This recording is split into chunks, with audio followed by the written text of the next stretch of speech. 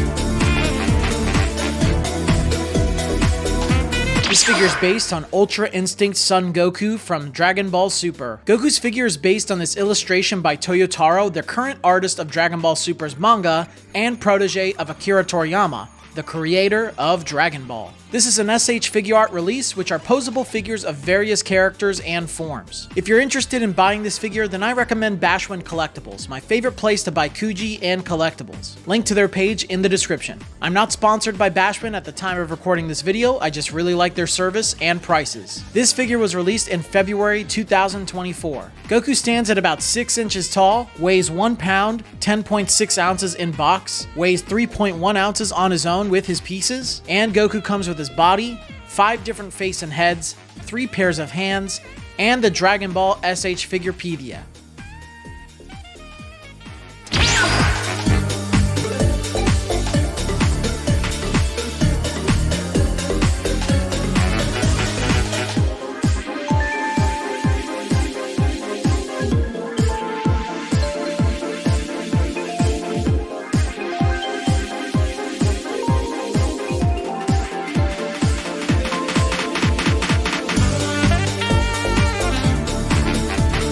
Alright, I have been interested in seeing what the hype behind S.H.Figuarts is all about.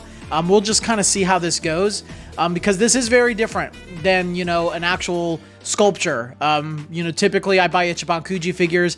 I still think they're the best of the best. S.H.Figuarts is very popular, so I did want to check this guy out. I almost didn't want to take him out of the box, but let's talk about him. A character choice. I'm a big fan of Toyotaro. A lot of people give him flack online for his art and his paneling. I think he's pretty good. I can see in the past where he's struggled, and sometimes he still, makes some weird choices here and there, but for the most part, he's a pretty solid mangaka. I really like his art and style. I like the way that he draws Ultra Instinct Goku, especially. That whole fight with Moro in the manga is so freaking cool. So I'm really glad to see that they took inspiration and recognized that Toyotaro is, a pretty good mangaka. So hopefully we're on to better days with the Dragon Ball Super manga as well.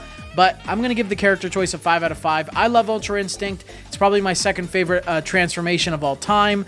And Goku is obviously my favorite character. So they've probably done Ultra Instinct in the past. But I'm new to S.H.Figuarts, so I don't really know. I think it's a really cool choice, especially making him more so inspired by Toyotaro's art. Now the likeness, obviously there's a few different Gokus here. I will say, looking at his face, he definitely, looks better on some of these faces than others. I think just like the regular face he comes with is still a little off. The best face out of all of them is definitely the one of him with his hair blown back. I kind of had that with Kamehameha pose that I tried to put him in, but the likeness is okay. It's not fantastic, and I guess that's just kind of normal for S.H.Figuarts. I don't think I've ever seen an S.H.Figuart with like a perfect likeness. So I'll give it a 3 out of 5. You know, he looks fine. Nothing spectacular, but you know, he definitely looks like Goku in the face. Looks weirder on some of the faces, but the cool thing about S.H.Figuarts is that you can shift all the faces out and, you know, pick your favorite one if you don't like one. So that is a benefit of S.H.Figuarts that Ichiban Kuji usually doesn't have unless you get like an e-moving figure. The sculpt quality is also pretty good. Now, obviously, they can articulate, you know, his legs. They can move 360 with his feet. He can move 360 with his hands. His legs can go, you know, pretty front to back. I would recommend twisting them all the way around because you might break the figure. But yeah, he looks pretty good, and he's got some scratches and scuffs on his body. And I like the way that they made his hair, very wild and crazy like Ultra Instinct is supposed to be. The only thing with S.H.Figuarts is that the figures look like mechanical, right? They almost look like robotic versions of the character because, you know, with articulation comes some liberties where you have to see like the seams and everything. So personally, I'm not a huge fan of stuff like that. I guess this comes from the outlook of an Ichiban Kuji collector who looks at figures like this and kind of compares them to what I believe is the standard, which are Master Lee's figures. And so with that being said, I'm going to give the sculpt a 3 out of 5. Hopefully S.H.Figuarts people in the comments that are new to the channel aren't going to like burn me to the stake saying, you don't know what you're talking about. But yeah, that's just me. I think the sculpt is, you know, just kind of like right in the middle. It's nothing fantastic, but I understand it's a posable figure, so it's supposed to kind of be able to move its limbs and all that great stuff. So yeah, paint and shading is okay. There's definitely some shading subtly across his skin. His hair is a little bit more of that glossy, shiny color. They even did that for his eyebrows. Lots of bright colors. His pants are very bright orange, and then it looks like they're like kind of burned on the front. I don't particularly love the shading application on the figure. It just kind of looks a little sloppy, and he just looks a little too pale. So he doesn't really stick out all that much in regards to like color. So there's nothing flashy about it. It just seems kind of like middle of the ground, nothing spectacular. So I will give the paint and shading a 3 out of 5. There's nothing, again, particularly bad about it. There is some shading on there. It's just so subtle that it's not even noticeable. And then like these burn marks on his pants are kind of sloppily applied. So didn't really like that either. And then size and scale, I don't have any other S.H.Figuarts figure at this time. I have one more on the way that just came out. If you know who that is, let me know in the comments down below. I'll be making a review of him soon. But I guess he scales well with S.H.Figuarts. I don't know how they all scale with each other, so that is something I'm going to learn. But he's pretty puny, to be honest. Very, very tiny figure. Probably the smallest figure that I have in my collection besides my Dragon Ball styling God Vegeta and then some of the like little Gashapon that I have on my shelves. You know, it is what it is. I guess this is what they're supposed to be. I'll say this. The box for this figure is awesome. Like, the box is right here. Maybe I'll cut it into the frame here, but the box is right here.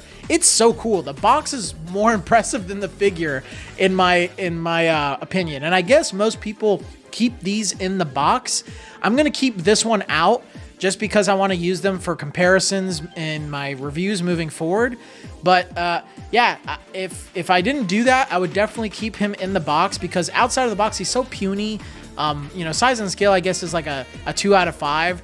It's nothing spectacular, but yeah, I just think they're better off stuck in the box. The box is cooler than the figure. That's just like my big takeaway from this whole thing. But all in all, I frankly can't see the hype behind S.H.Figuarts.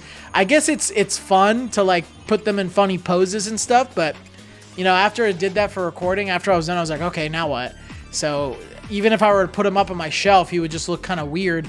I guess I'd have to get a bunch of them to really experience that cool like diorama that I can make with a bunch of figures. But frankly, if I were an S.H.Figuarts collector, I would probably keep them all in my box, and it just seems more like a collectability thing rather than a display type of thing. So I wasn't super impressed. Like I said, I like the box better than I like the figure, so I'll walk away from this thing. He's fine. He's nothing to blow me away.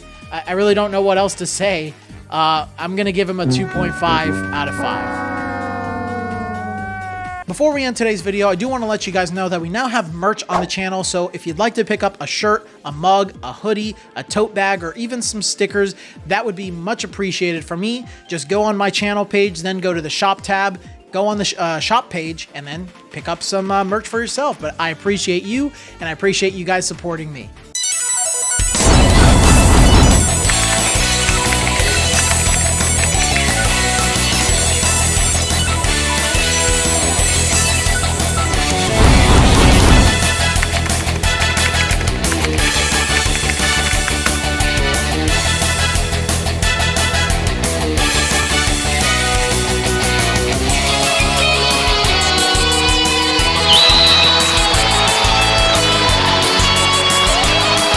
But until the next video, guys, I will see you all later.